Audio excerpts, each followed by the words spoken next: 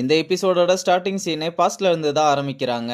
ரகுபதி சிதம்பரத்தை first time கிச்சனுக்கு கூட்டிட்டு வந்து எல்லாருக்குமே அறிமுகப்படுத்திக்கிட்டு இருக்க, இதை பார்த்து நெடுமாறன் அங்க வர, நெடுமாறனுக்கும் சிதம்பரத்தை அறிமுகப்படுத்தி வைக்க, அவரும் கையெடுத்து கும்பிட்டு வணக்கம் சொன்னா, சிதம்பரம் அதை கண்டுக்காத மாதிரியே கையெடுத்து கும்பிட்டு ஊனு மட்டும் சொல்றாரு.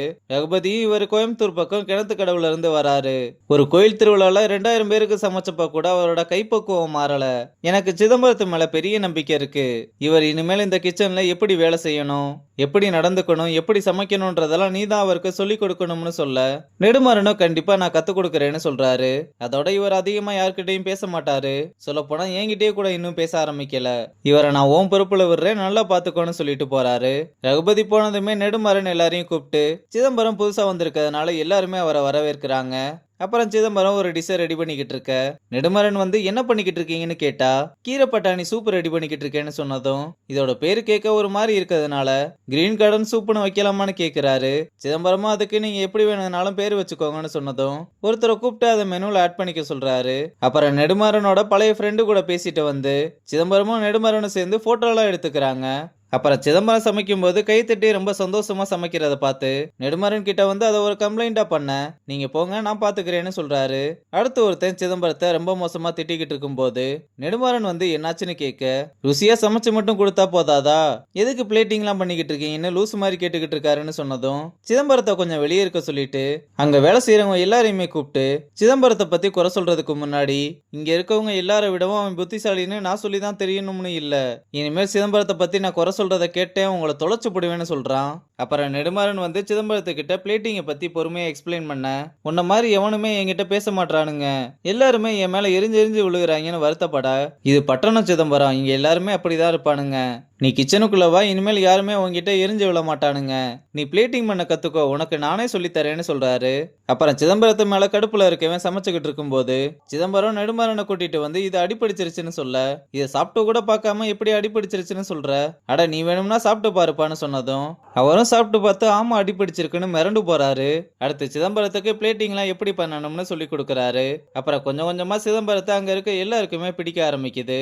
அப்புறம் நெடுமாறனோட ஃப்ரெண்டும் சிதம்பரத்தோட உப்பு கறி டேஸ்ட் பண்ணி பார்த்து, நான் இதுவரை நிறைய ரெசார்ட்ல சாப்பிட்டுருக்கேன், ஆனா நெடுமாறனோட ஃபுட்டுக்கு ஈக்குவலா வந்ததே கிடையாது, ஃபர்ஸ்ட் டைம் நெடுமாறன் பண்ண மாதிரி ஒரு டிஷ் டேஸ்ட் பண்ணி பார்த்திருக்கேன்னு பாராட்ட, சிதம்பரமும் அதுக்கு தேங்க்ஸ் சொல்றாரு. அப்ப சிதம்பரத்தோட பேரு அவருக்கு வாயிலேயே நுழையலன்னு சிதம்பரத்தை சீக்கானு கூப்பிட ஆரம்பிக்கிறாரு. அப்படியே அவங்க அன்னைக்கு எடுத்த போட்டோவையும் எடுத்து கொடுக்கறாரு. நெடுமாறனும் அதை வாங்கி பார்த்து சிதம்பரத்துக்கிட்ட காமிச்சு, இந்த போட்டோவை நானே வச்சுக்கிறேன்னு சொல்றாரு. அப்படியே சிதம்பரத்தை பத்தி விசாரிக்க அவரும் அவருக்கு நடந்த எல்லா விஷயத்தையுமே சொன்னதும், நீ எதுக்கு ஜிக்கா ஒத்துக்கிட்ட, கூட பிறந்த பரப்பு, என்ன பண்றது, நான் உங்களுக்கு சத்தியம் பண்ணி கொடுத்ததுனால என்னால மீற முடியல, கவலைப்படாத சிக்கா, உனக்கு இருக்கிற திறமைக்கு கண்டிப்பா நீ ஒரு நாள் மேல வருவேன்னு சொல்றாரு. அப்புறம் நெடுமாறன் ஒய்ஃப் இறந்த துக்கத்துல சரக்கடிச்சுக்கிட்டு இருக்க திவ்யாவும் ஐசுவும் படிச்சுக்கிட்டு இருக்கும் போது, நீங்க சாப்பிட்டீங்களாமான்னு கேட்டா, இல்ல இன்னும் சாப்பிடலன்னு சொன்னதும் சிதம்பரம் தான் அவங்களுக்கு சமைச்சு கொடுத்து சாப்பிட வைக்கிறாரு. அவங்க சாப்பிட்டு முடிச்சதுமே ரூமுக்குள்ள அனுப்பிவிட்டு அங்க இருந்த சரக்கு பாட்டில் எல்லாத்தையுமே வாஷ் பேசனுக்குள்ள ஊத்தி விட, சீக்கா என்ன பண்ணிக்கிட்டு இருக்க நீ, அந்த பாட்டிலோட விலை என்னன்னு உனக்கு தெரியுமான்னு கேட்க, குழந்தைங்க முன்னாடி குடிக்கிறது பாவம்டான்னு, இனிமேல் நான் குடிக்கவே மாட்டேன்னு சத்தியம் பண்ணி கொடுன்னு சொல்லி நெடுமாறன் முடியவே முடியாதுன்னு சொன்னாலும் ஒரு வழியா அவரை ஒத்துக்க வச்சு சத்தியம் வாங்குறாரு. அப்ப நெடுமாறனும் சீக்காவை கட்டிப்பிடிச்சு ரொம்ப அழுகிறாரு. அப்புறம் ஒரு வயசானவர் நெடுமாறனை கூப்பிட்டு, நீங்க லூத்தருக்காக ஒரு பிரைவேட் டைனிங் பண்ணணும்னு சொல்ல, நெடுமாறனும் யார் அந்த லூத்தர்னு கேட்டா, அது அந்த பிரைவேட் டைனிங்ல நீங்க சமைக்கும் போதுதான் தெரியும், அதோட நாங்க மானையும் காட்டுப்பணியும் வேட்டையாடி தரதை தான் நீங்க சமைக்கணும்னு சொன்னதும், இல்ல சார் இது இல்லீகல்ன்றதுனால என்னால முடியவே முடியாது, இதோ பாருங்க நெடுமாறன், இந்த பணக்காரங்களுக்கு பணத்தை வச்சு என்ன பண்றதுன்னு தெரியாது, அவங்க இந்த உலகத்தை நிறைய எக்ஸ்ப்ளோர் பண்ண பாப்பாங்க, அதுல ஒண்ணுதான் இந்த மாதிரி வேட்டையாடுறது, நீங்க இந்த டைனிங்ல சமைச்சு கொடுத்தீங்கன்னா உங்களால நினைச்சு கூட பார்க்க முடியாத அளவுக்கு பணம் கிடைக்கும்னு சொன்னாலும் நெடுமாறன் அதுக்கு முடியவே முடியாதுன்னு சொல்றாரு. ஒண்ணு மட்டும் நல்லா புரிஞ்சுக்கோ, லூத்தர் கூட கான்டாக்ட்ல இருக்கிறது சாதாரண விஷயம் இல்ல, நீ இந்தியால எங்க போனாலும் அவரோட பேர் உனக்கு ஹெல்ப் பண்ணும், கொஞ்சம் யோசிச்சு முடிவெடுன்னு அவரோட கார்டை கொடுத்துட்டு போறாரு. அப்புறம் நெடுமாறனும் வரப்போற ஸ்டார் செஃப் காம்படிஷன்ல நான் இதுல எப்படியாவது கலந்துக்கிட்டு ஜெயிக்கணும், இது எனக்கு சின்ன வயசுல இருந்து இருக்க பெரிய ஆசைன்னு சொன்னா, நீ கலந்துக்கணும்னு நினைக்கிறதெல்லாம் ஓகே தான், ஆனா ஜெயிக்க போறேன்னு சொல்றதெல்லாம் இம்பாசிபிள்னு சொல்றாரு. டேய் நான் எவ்வளவு கான்பிடென்டா இருந்தா இப்படி சொல்லுவேன், இதுக்காக நான் எவ்வளவு கஷ்டப்பட்டிருக்கேன்னு உனக்கு தெரியுமா, இதுல நான் ஜெயிக்கிறேனா இல்லையான்னு மட்டும் பாருடா, சரி உனக்கு பதிலா இந்த காம்படிஷன்லாம் நான் கலந்துக்கிட்டா அப்படி மட்டும் ஒண்ணு நடந்தா உன்னை கொன்னுருவேன்டா. டேய் சும்மா விளையாடாத.